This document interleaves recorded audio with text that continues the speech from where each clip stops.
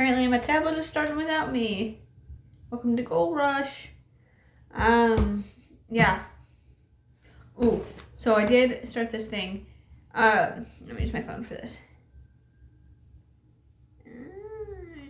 Might take a minute. But started getting like emails about like soccer news and stuff. Eventually I would start loving to like watch and like analyze games, but we're gonna do, I would love to analyze games. The only issue I have is my computer does not compute. It does, it's just the camera's broken. Because I'm so great, and I've dropped it about a lot. My dad. Let's see. I started the few that we were gonna use. Okay. So, all right.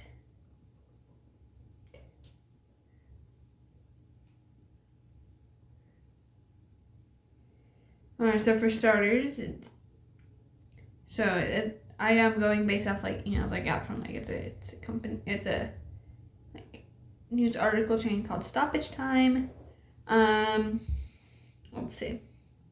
So we have scores for the week. So in the newsletter today we have Man City still hold the advantage in the Premier League title race. Benched why PSG are giving Mbappe the cold shoulder, and goodbye Nike. I'm guessing that's what I mean. I don't. Spanish is not very good.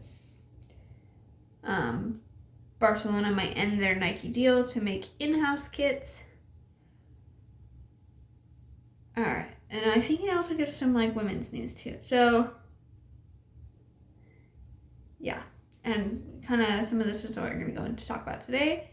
So for starters, you have Liverpool and Man City in the Premier League. It ended 1-1. And this, I believe, was sent on Monday, so these are all, like, Sunday games. Arsenal and Brentford in the Premier League. Arsenal won that 2-1. You have... okay, again, if I mispronounce these, I'm sorry. What I want to say is Aston Villa, but that may not be one. Aston Villa is what I want to say, because I've heard it said. And then Tottenham won that 4-0 in the Premier League. Okay, and then you have Bayern Munich and again, this is German. This is not what I'm good at. I'm not good at German. I know Bayern Munich, but I also did like a training camp with them a few years ago. So, yeah. So I couldn't figure out what that was. My shirt. And men's, and obviously Bayern Munich won that 8-1, and that was in the Bundesliga. And that is German. And then for the Women's Gold Cup, obviously on Sunday we had the final, which was the United States won that 1-0 over Brazil. And I will say, I didn't exactly watch the game, but Brazil did play actually really well, and they had a majority of the chances. They just didn't finish the chances. Yeah. Obviously, Premier League Spurs put 4 past 10 man Villa in second half, thrashing to close the gap to Champions League qualification. Bundesliga, Kane scores a hat-trick as Bayern thrash Mainz to keep the pace with leaders. I'm not even saying that. If you know Bundesliga, then you'll know. I need to work on my German, apparently. And then CONCACAF Women's Gold Cup, U.S. Women's National Team eked past Brazil to win the inaugural title in front of a home crowd. Okay, and Premier League. So obviously we saw that Liverpool and Man City played out to a 1-1 draw yesterday, and it was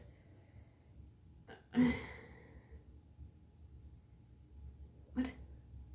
Yeah. Oh, yes, as the title race is heating up in the Premier League. Sorry, I'm like trying not to read the whole thing. Yeah.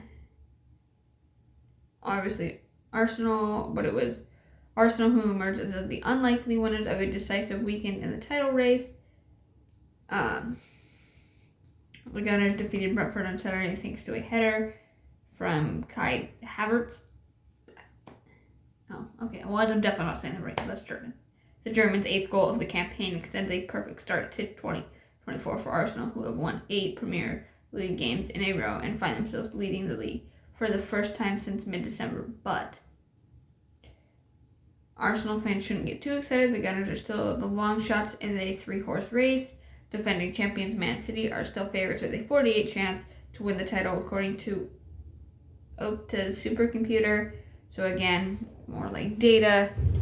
I would like to find that supercomputer at some point and actually do more data analysis, but that will probably be after we take a break from all of that. All right, Liverpool are second favorites with a 33% chance. Arsenal are third favorites with only a 19% chance, despite boosting their odds by 6% this weekend. Man City and Liverpool have, after all, won the title with players largely comprising their current squads. Arsenal, on the other hand, have an experienced squad and manager collapsed under the pressure. Others saw a race down the stretch of last season. The Gunners are also lucky that Man City weren't punished for what Klopp called a clear foul by Jeremy. Oh my god. I really need to work on my languages here. In stoppage time, which almost certainly would have given Liverpool 3 points had they been awarded a penalty. What's next? An observation of March Madness? Not really. Just us here in America. The Premier League is taking a break. Not because of March Madness. There's a smattering of random games over the next week or so to catch up with previously postponed matches, but the title favorites do not pick back up until March 31st when City host Arsenal and Liverpool host Brighton. And then stat of the day for this. This was 7 minutes. This Captain America on Fire, obviously through 28 Serie A games this season, Christian Pulisic has 14 goal contributions. Oh my god, I can't speak.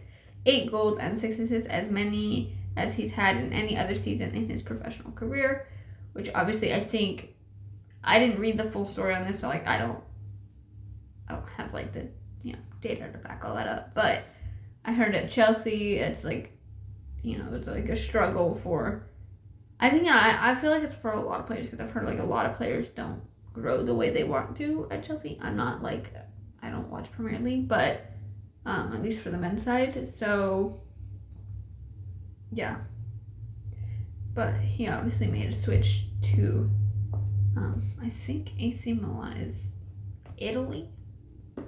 So yeah. And then Mbappe is riding the pine. It looks like they're preparing for future without him. I've heard a bunch of trade rumors. He was not in the starting XE or the starting 11. I say XE, but whatever. Since telling the club he's leaving for Real Madrid at the end of the season. Probably just time for a change. And Wayne Rooney thinks Marcus Rashford should leave Man United.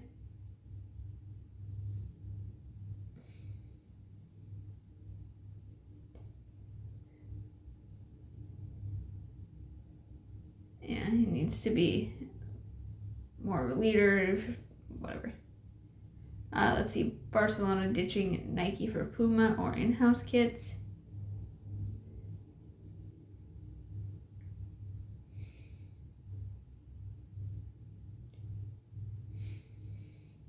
Obviously, for 26 years ago. Okay, but it doesn't really say why.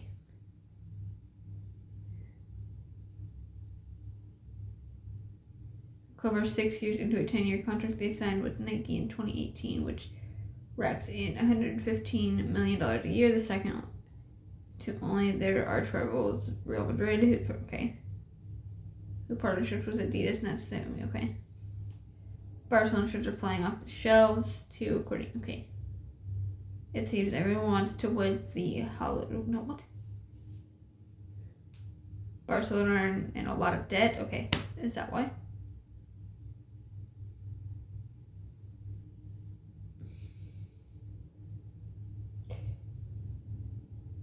All right.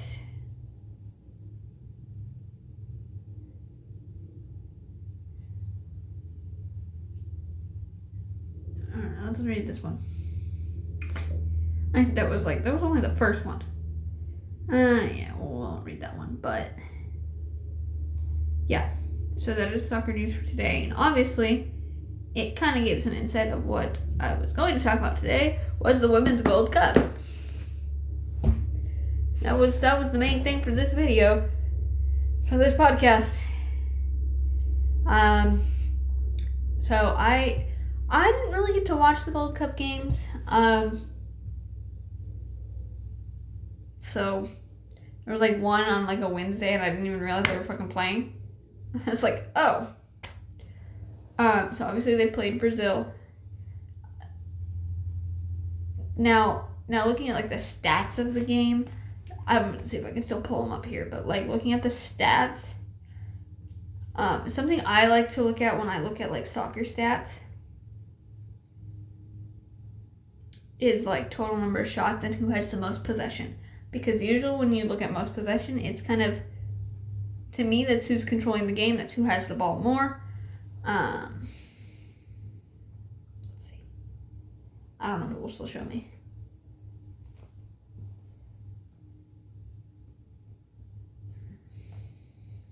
My phone's a little slow, guys. Sorry. Let's see. Yeah. Stats. Oh, try that. Give me the stats. Give me the stats, stupid.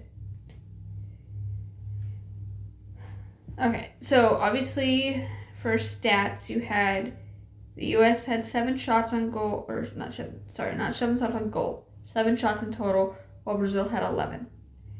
And what that kind of tells me in terms of the possession is that Brazil had 57%, while the U.S. had 43% possession. So, which to me kind of means Brazil was kind of the better team, in a sense of just offense. Now, that doesn't mean they were clinical, though, in putting those shots away, because they had 11 shots, but 0 on target. So it just means they didn't have, they just didn't put away their shots. So, that's all that really means, like, in terms of defense. It could also mean that, the United States defense just didn't allow those 11 shots to really go on target. They put pressure on them and made them, make the mistake of not putting it on target for a save, for a goal. That's usually all that means. Just like in terms of like offense, Brazil most likely based off these stats had the better offense.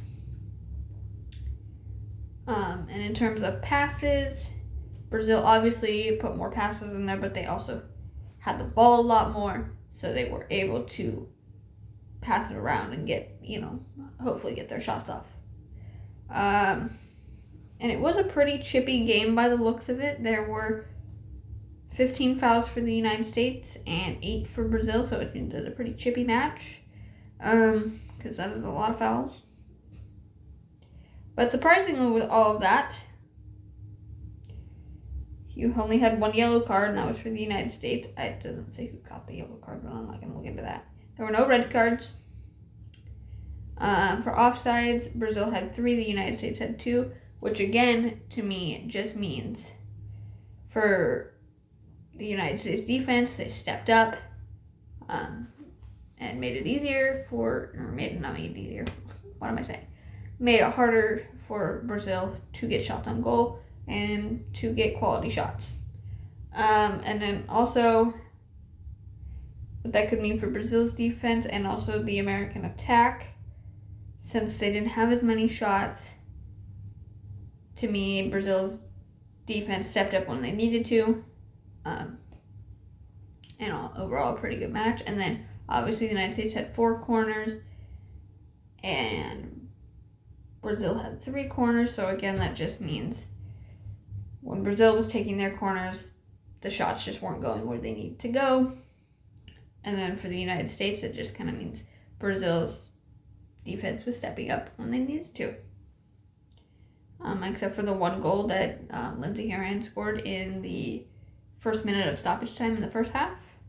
So, yeah, I guess, wow.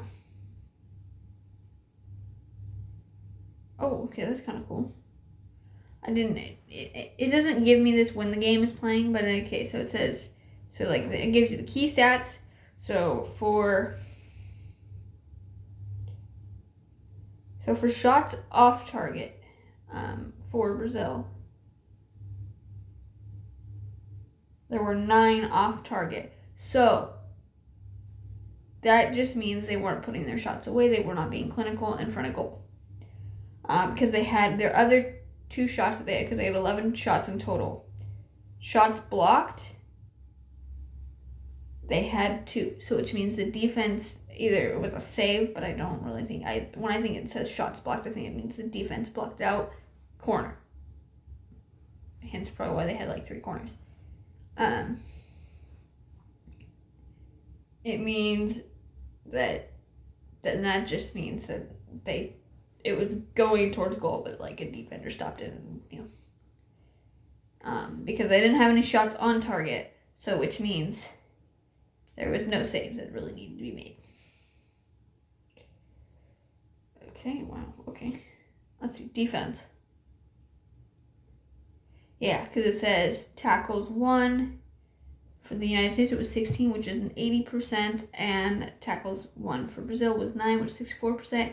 So which means the defense on the United States was just better, and not even better, just like stronger, and they didn't let as many shots, That's why when you read articles that say the defense, they couldn't get past the United States defense, it wasn't because, the defense didn't the defense didn't struggle as much. They made it pretty easy for the defense to clear out balls, get everything in the box, keep danger away. Keeper saves, the United States had 0, so which means it was the defense that blocked the shot. So the keeper didn't have to make any saves in the United States, and then keeper saves for Brazil, they had 2, so which means that they had 2. The United States obviously had the more clinical shots.